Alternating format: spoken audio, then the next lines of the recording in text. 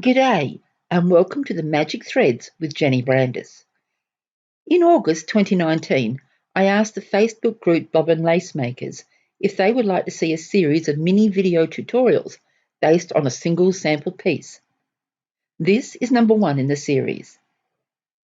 The sample file on my website includes the pricking, a larger version of the pricking, and 2 working diagrams in the International Colour Code.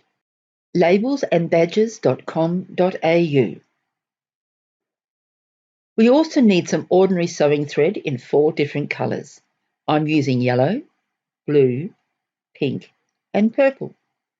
We're going to alternate between these threads as we work. Starting with a yellow thread, measure out a length about that long, which in Jenny speak is 8 inches or 20 centimetres. Bring your 2 ends together and tie a standard knot and pull it tight.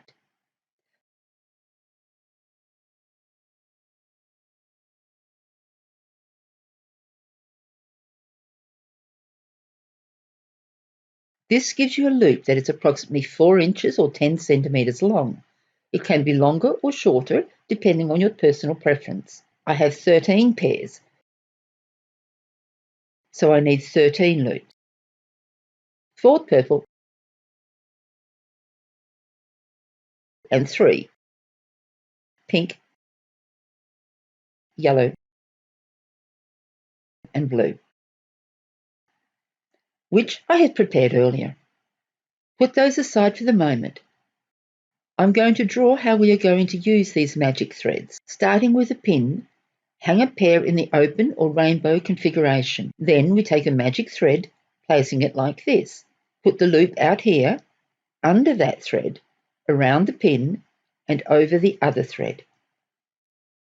Both ends will be caught with a pin and placed out of the way while we work the frame. Now for the real thing.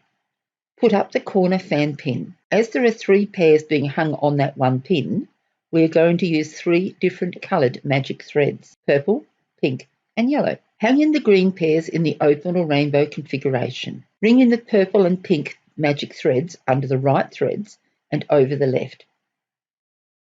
Lock the 2 pairs of green threads together with a twist on the left 2 bobbins before a cross and twist. Rather than hang 3 pairs on that single pin, I'm adding a separate pin right next to it for the red passive pair. So my red thread is going to start with a yellow magic thread, which we lay in now.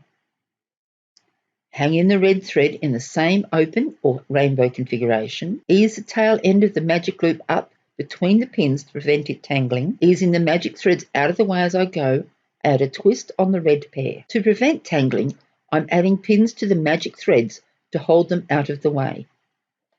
Through the tie-off and then the loop before pinning out of the way. Faye from Label and Badges in Tasmania offers a lacemaker's comb which you might like to investigate. All ready to continue adding the pairs. Start working the fan with hole stitch, pin, hole stitch with the 2 green pairs. Cloth stitch through the passives. Add a temporary pin above the next pin.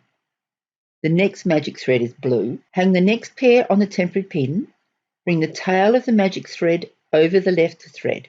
Work cloth stitch, add the pin twist, put up the pin.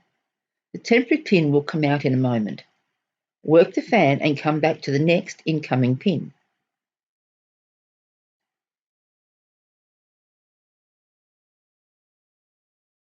It is at this point that we remove the temporary pin and ease the threads down into the work. Pinning the magic thread up and out of the way while keeping in the colour sequence. Continue working the lace as you add the new pairs. At this time, I transferred the magic threads from the individual pins to a length of string with the intention of being able to move them more easily. Tying off the string in a loose bow, I can now move them around out of the way as I work around the frame. Now to join them up, and we'll continue in Magic Thread 1.2.